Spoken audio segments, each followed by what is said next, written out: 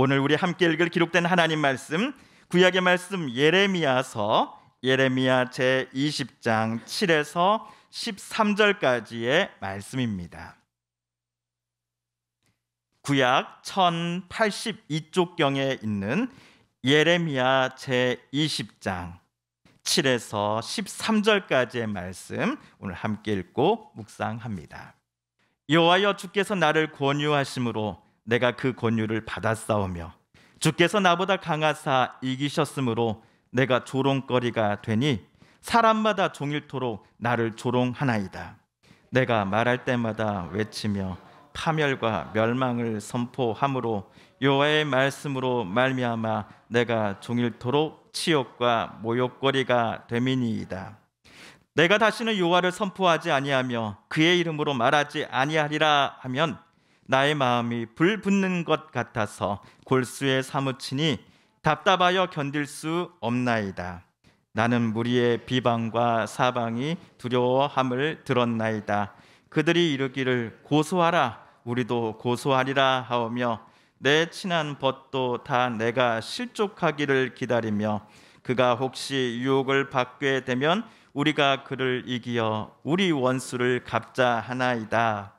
그러하오나 여호와는 두려운 용사 같으시며 나와 함께 하심으로 나를 박해하는 자들이 넘어지고 이기지 못할 것이오며 그들은 지혜롭게 행하지 못함으로 큰 치욕을 당하오리니 그 치욕은 길이 잊지 못할 것이니이다. 의인을 시험하사 그 패부와 심장을 보시는 만군의 여호와여, 나의 사정을 주께 아뢰었사온즉 주께서 그들에게 보복하심을 나에게 보게 하옵소서. 여호와께 노래하라, 너희는 여호와를 찬양하라. 가난한 자의 생명을 행악자의 손에서 구원하셨음이니라. 1912년 영국을 출발해 미국 뉴욕으로 가던 여객선이 있었습니다. 다 아시다시피 이 배의 이름은 타이타닉호입니다. 타이타닉호는 이중 바닥과 겹겹의 방수 장치 등 그 당시 최고의 기술을 집합시켜 만들어낸 배였습니다. 그런데 이 배가 북대서양을 지나던 중 빙산에 부딪히면서 침몰한 것입니다. 사람들은 이 배는 절대로 가라앉지 않을 것이라고 생각했기에 배의 침몰 소식은 사람들에게 몇 배나 더 큰 충격을 가져다 주었습니다. 캄캄한 바닷속으로 들어간 이 타이타닉호가 다시 세상의 모습을 드러내게 된 것은 침몰이 있은 지 약 73년 후 1985년의 일이었습니다. 모 잡지의 해양 탐험가들이 타이타닉호 잔해를 대서양의 어느 곳 해저 3,800m 지점에서 발견했습니다. 1m, 2m가 아니라 해수면에서 아래로 4km 지점에 있었습니다. 일반 잠수정으로는 절대로 내려갈 수 없는 위치였습니다. 이것을 계기로 1997년 제임스 카메론 감독이 타이타닉의 비극적인 이야기를 영화로 만들었으니 그 영화 제목도 타이타닉입니다. 그런데 지난주 타이타닉이라는 이 단어로 시작하는 뉴스가 상당히 많이 쏟아졌습니다. 저도 도대체 왜 갑자기 타이타닉을 언론이 이렇게 많이 언급하고 있지 하는 생각이 들어서 기사를 찾아가 눌러서 읽어보았습니다. 다름 아닌 1912년 침몰한 타이타닉 잔해를 관광하는 잠수정이 바닷속에서 실종되었기 때문이었습니다. 그 잠수정의 이름은 타이탄입니다. 심해에서의 수색 작업은 4일간 계속됩니다. 하지만 안타깝게도 타이타닉호 잔해 뱃머리 부분에서 약 480m 떨어진 해저 4km 지점에 이 실종된 잠수정 타이탄의 것으로 보이는 파편이 발견되고 말았습니다. 미국 해안경비대는 22일 기자회견에서 탑승자 5명 전원이 사망한 것으로 추정하고 유족들에게 깊은 애도를 표한다라고 말한 후 사고의 원인으로는 내파 현상을 언급했습니다. 내파 현상은 쉽게 말해 외부의 압력으로 구조물이 안쪽으로 붕괴하며 파괴되는 것을 가리킵니다. 영화 타이타닉을 만들었던 제임스 캐머런 감독은 인터뷰에서 이번 사고가 타이타닉호 침몰과 너무나 닮아 있다라고 말을 했습니다. 1912년 타이타닉호가 침몰한 것은 거듭된 경고에도 불구하고 선장이 가시성이 매우 낮은 달 하나 떠 있지 않는 이 빙원을 항해했기 때문이었는데, 놀랍게도 이번 사고 잠수정 운항 회사도 안전 인증을 오랫동안 거부해 왔던 것이었습니다. 감독의 말대로 2018년도부터 심해 탐사 전문가 등은 잠수정 회사 측에 잠수정의 안정성에 대해 계속 경고해 왔습니다. 더 많은 검사를 받고 이 검사를 통해 안전 인증을 받을 것을 회사에 요청했습니다. 하지만 잠수정 회사의 최고 경영자는 업계 표준 및 규제가 혁신을 방해한다며 인증을 거부해 왔습니다. 그리고 그는 자기 회사의 잠수정을 직접 조종하면서 다른 승객 4명과 함께 타이타닉호의 잔해를 보고자 심해로 이번에 내려갔고, 이들 5명이 탄 잠수정은 다시 바다 위로 올라오지 못했습니다. 이번 잠수정 사고에서 우리는 안전불감증이라는 단어를 떠올릴 수밖에 없습니다. 또는 양약고구 충원여기라는 말을 생각하신 분도 계실 겁니다. 좋은 약은 입에 쓰다란 것이죠. 충원은 귀에 거슬립니다. 듣는 이의 마음을 힘들게 만들기도 합니다. 그러나 듣는 이를 분명 이롭게 하는 말입니다. 비록 결과론이긴 하지만 만약 잠수정 회사의 최고 경영자가 회사 안팎 전문가들의 조언에 귀를 기울이고 마음을 열었다면 이번 잠수정 사고는 발생하지 않았을 것입니다. 그런데 말입니다. 누군가에게 충심 어린 마음으로 조언을 해준다는 것이 말처럼 쉽습니까? 아니면 어렵습니까? 왜 저를 그렇게 빤히 쳐다보십니까? 아마도 어찌 남한테 충언을 한다는 것이 쉬운 일이겠소 라고 말씀하시려는 마음이 우리 성도님들의 방금 표정을 통해 표현된 것 같습니다. 예, 맞습니다. 이해관계가 하나도 없기에 저분에게 조언을 분명 해주고 싶을 때가 있죠. 근데 다른 한편에서는 이런 생각이 같이 올라오곤 합니다. 괜한 오지랖 떨지 말고 나나 잘하자. 내 코가 석자인데 무슨 남을 신경 써주고 있어. 나는 그 사람을 진심으로 생각한다고 해서 어렵사리 꺼낸 말이 정작 그 사람의 마음을 공격하는 것처럼 되어버려서 그 사람과 영원히 안 볼 사람이 되어버리고 만다고. 에이, 그럴 바에는 좋은 게 좋다고 그냥 조용히 살자. 물에 물 탄 듯 술에 술 탄 듯 말이지. 와 같은 생각들을 우리 성도님들 안 해보셨습니까?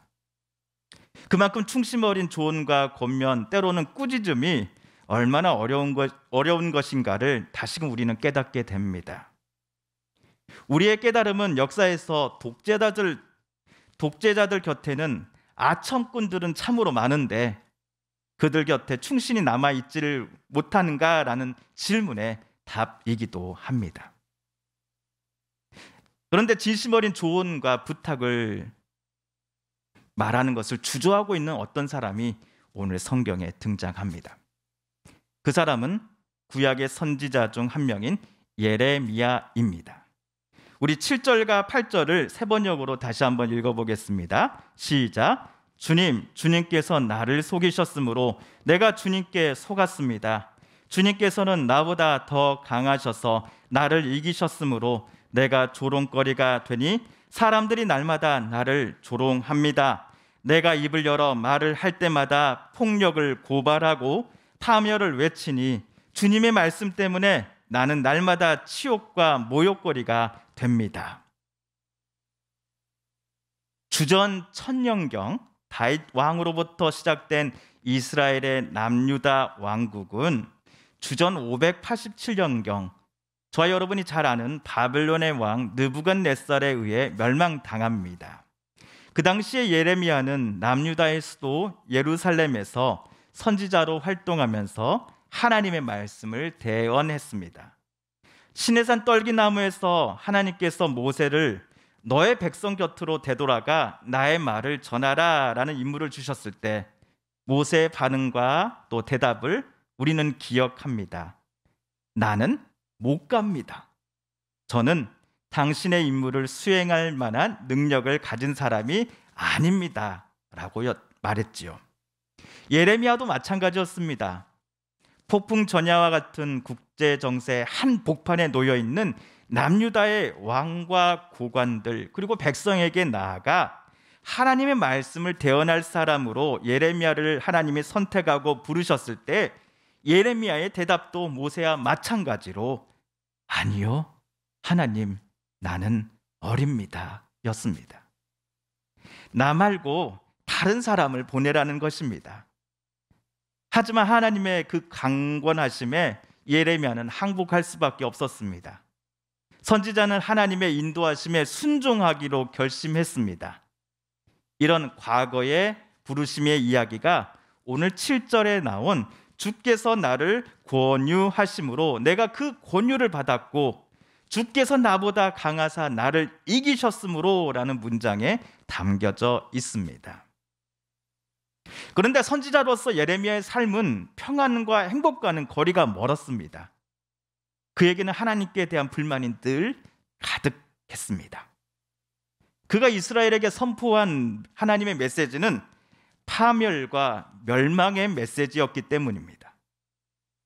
그가 전한 하나님의 말씀은 상대방이 들었을 때 결코 달콤한 말이 아니었습니다. 여태까지 잘 감추고 있었다고 생각했던 상대방의 치부를 드러내는 말이었습니다. 아무런 처벌도 받지 않았던 과거의 잘못들을 수면 위로 꺼내는 선포였습니다. 물론 선지자의 메시지는 사람들을 질책하고 꾸짖는 것으로 끝나는 게 아닙니다. 회개를 함께 선포했기 때문입니다. 회개는 영어로 유턴입니다.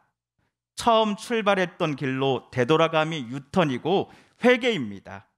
천지 창조대로 유턴하자는 것입니다. 하나님과 사람이 아름다운 관계를 맺으며 살았던 에덴 동산 그때로 유턴하자는 것입니다. 그러므로 회개는 죄악을 향해 나아가는 사람들이 그들을 이 땅에 태어나게 하신 하나님께로 되돌아가는 것을 가리켜 회개라 말하는 것입니다. 선지자가 외친 메시지는 분명 달지 않았습니다. 그러나 듣는 이들이 자기의 마음을 열고 메시지를 자기의 것으로 받아들일 때 그들은 분명 살 수 있었습니다. 하지만 예레미야의 말을 듣는 사람들은 우리의 예상대로 하나님께 되돌아가기는커녕 선지자를 조롱했습니다. 예루살렘의 사람들은 날마다 선지자를 보고서 치욕과 모욕거리를 던져주었습니다. 선지자는 그저 하나님이 시키시는 대로 하나님이 선지자의 입에 붙여주신 메시지들만을 자기 백성에게 전해주었건만 되돌아오는 것은 가시처럼 예레미야의 마음을 찌르는 듯한 사람들의 거친 말들 뿐이었습니다. 만약 저와 여러분이 오늘 예레미야의 상황이었다라고 한번 상상해 보십시오. 선지자의 직무를 앞으로도 계속 감당할 자신이 있으십니까? 구절을 보시면 예레미야는 내가 다시는 여호와를 선포하지 아니할 것입니다. 여호와의 이름을 다시는 언급하지 않을 것입니다라고 수도 없이 결심한 사람이었습니다. 그런데 이런 결심을 할 때마다 예레미야의 마음속에는 불처럼 무엇인가가 생겨나 타올라서는 그것이 뼛속에까지 타들어가곤 했다라는 것입니다. 선지자가 나 더 이상 선지자 안 해라고 하나님께 사표를 쓸 때마다 우리 한국 사람의 표현으로 치자면 뱃속 어딘가가 마치 체한 듯 얹혀 있는 듯한 그 찜찜하고 괴로운 마음이 생겨나서는 선지자를 더욱더 괴롭게 만들었다라는 것이지요. 결국 선지자는 하나님께 항복하고 맙니다. 그리고 자신을 무서운 눈초리로 쳐다보는 사람들 곁으로 다시 되돌아가겠다라고 말합니다. 그런데 그 사람들이 어떤 사람이었는지 예레미야는 10절에서 이렇게 써놓았습니다. 우리 10절을 읽어볼까요? 시작. 비방과 사방이 두려워함을 들었나이다. 그들이 이르기를 고소하라, 우리도 고소하리라 하며 내 친한 벗도 다 내가 실족하기를 기다리며 그가 혹시 유혹을 받게 되면 우리가 그를 이기어 우리 원수를 갚자 하나이다. 나와 친했던 이웃, 친구, 심지어 가족마저도 예레미야를 미워하고 박해하고 그를 고소해서는 감옥에 쳐넣을 생각을 갖고 있었던 것입니다. 하지만 예레미야를 박해하고 미워하는 것은 실은 그를 선지자로 예루살렘에 보내신 여호와 하나님을 박해하는 것이죠. 하나님과 맞서 싸워 이길 수 있다라고 착각하는 것이지요. 이들이 하나님과 맞서 싸우고 또 하나님을 박해하고 하는 것은 결국 실패할 것입니다. 그리고 이들에게는 영원히 잊지 못할 큰 수치와 또한 치욕을 만나게 될 것입니다. 그 치욕은 다름 아닌 바벨론에 의해 나라가 멸망당하고 주권이 빼앗겨 수많은 이들이 바벨론의 포로로 잡혀가는 사건 때의 그 수치를 가리킨다고 학자들은 말합니다. 그렇다면 이와 같은 수치와 무서운 일들을 선지자의 동포들인 남유다의 백성들, 고관, 최고 지도자인 왕이 당하지 않으려고 했다면 어떻게 해야 했을까요? 예레미야가 외쳤던 것을 한 귀로 듣고 한 귀로 흘려보내서는 안 되었을 것입니다. 예레미야의 입을 사용하셔서 백성들에게 경고하시되 진정으로 개인과 그 나라가 살 수 있는 길을 알려주시는 여호와 하나님께로 이스라엘 사람들은 회개하며 돌아가야 했습니다. 그러나 우리와 예레미야의 바램 그리고 하나님의 마음과는 정반대로 이스라엘은 자신들이 가던 길을 계속 걸어갔습니다. 예레미야 때의 모습은 비단 그때 그 나라만의 상황은 아닌 것 같습니다. 오늘날 우리 주변의 상황과 비슷한 점이 너무나 많기 때문입니다. 예를 들어 재판에 있어서 무전유죄, 유전무죄라고 느껴질 때가 많죠. 권력과 물질을 가진 자 앞에서는 법의 높이가 한없이 낮춰지나 반면 못 가진 이들에게는 법이 폭군으로 변한다라는 생각은 저만의 것이 아닐 것입니다. 진실 앞에서 침묵하는 이들이 적지 않습니다. 거짓을 보고서도 모른 척하는 것을 우리는 강요받습니다. 지금 내가 가진 자리와 위치 그리고 이 직장을 보장받기 위해서라면 상급자의 상식 밖의 행동과 말을 오히려 찬양하고 아첨하며 남들에게 그것을 선전하는 데 열심히 내는 방향으로 오늘날의 사회는 저와 여러분을 등 떠밉니다. 또한 아무리 큰 잘못을 저질렀다고 해도 그들이 나와 같은 편이라 생각된다면 살다 보면 뭐 그럴 수도 있지라고 생각하는 게 너무나 당연시 되었습니다. 반면 똑같은 잘못을 나와 다른 입장에 아니면 다른 그룹에 서 있었던 사람이 저질렀을 때에는 가차없이 비난의 화살을 그에게 퍼부어 댑니다. 우리 편이 예를 들어 약 3도, 강도 3 정도의 잘못을 했고 저쪽이 강도 1 정도의 잘못을 했다고 합시다. 우리는 저쪽을 공격합니다. 왜? 그는 나와 다른 편이기 때문입니다. 이런 입장을 우리는 진영 논리라고 말합니다. 우리 편은 무조건 옳고 저쪽 편, 내 반대쪽에 있는 사람들은 무조건 틀리다는 것이 진영 논리입니다. 이런 것이 비단 사회만의 이야기는 아닙니다. 예를 들어 우리 목사님이 공금을 횡령하고 여자 성도를 추행한 혐의로 재판을 받고 있지만 제가 했다는 게 아닙니다. 예. 우리 목사님은 절대로 그 일을 저지르지 않았을 것이라고 나는 믿어. 목사님 말은 무조건 옳아. 지금 사람들이 목사님에 대해 떠드는 이야기들은 다 거짓말이고 목사님과 교회를 시험 들게 하려는 악한 마귀 이단들의 속임수임에 틀림없어라고 생각하는 것이 진영 논리입니다. 우리는 이러한 진영 논리의 입장을 빨리 버려야 합니다. 대신 내 생각과 행동 속에 성령 하나님께서 올바른 판단력과 지혜를 허락해 주시고 올바른 길로 나아갈 수 있게 해달라고 우리는 철저히 예수의 이름을 의지하며 하나님께 기도해야 합니다. 그 근거는 오늘 12절에 나옵니다. 오늘 본문 12절을 보시죠. 선지자는 의로운 사람을 시험하시고 그 사람의 생각과 마음을 감찰하시는 분이 여호와 하나님이시다라고 고백했습니다. 또한 선지자가 당해왔던 억울함 그리고 원수를 갚는 이는 예레미야 본인이 아닙니다. 그를 선지자로 이 땅에 보내신 여호와 하나님께 선지자는 자신의 원수 갚음을 전적으로 맡겨드립니다. 또한 13절에 나온 예레미야의 고백을 보십시오. 만약 어떤 이가 하나님의 뜻에 따라 살아가고 있는 게 맞다고 한다면 그가 누군가에게 억울하게 당했던 박해와 모욕의 원수를 하나님께서 분명 갚아주실 것입니다. 거짓 소문 퍼뜨려서 한 사람을 이웃과 사이로부터 쫓아내고 매장시켜 버리려는 사람들이 없지 않습니다. 하지만 하나님은 그 악한 이들에게 직접 맞서 싸울 힘이 없었던 사람들을 반드시 악인들의 권세에서 건져내 주실 것입니다.